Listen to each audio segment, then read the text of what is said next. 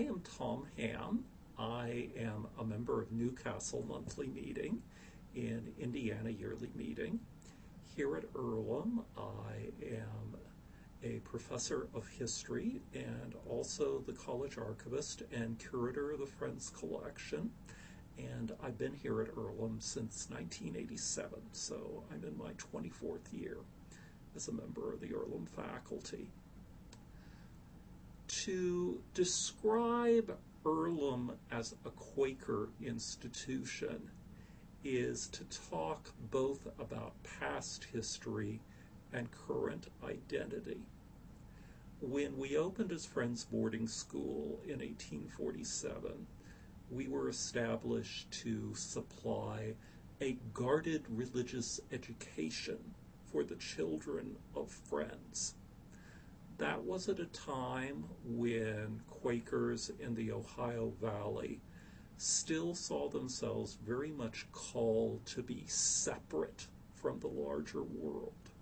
So the school in those days was what was called a select school, one where only Quaker students were admitted, one where only members of the Society of Friends in good standing could be teachers.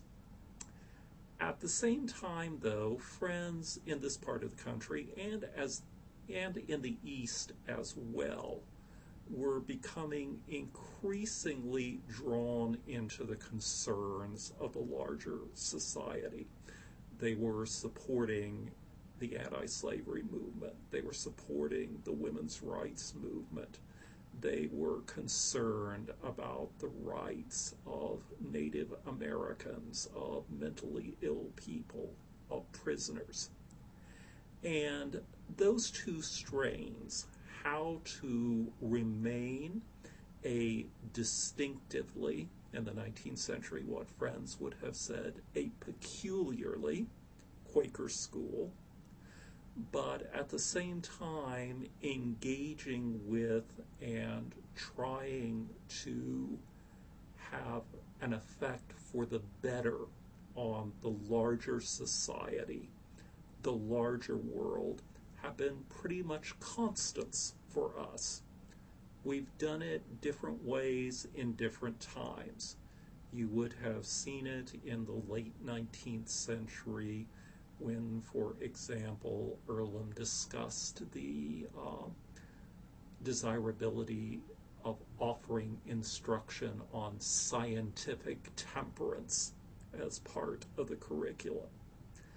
You would have seen it in the 1930s and 1940s as students engaged in peace activism. You would have seen it in the 1950s when our first real interdisciplinary program was called Community Dynamics. And it was really an attempt to apply Quaker concerns for peacemaking and equality to communities in the larger society.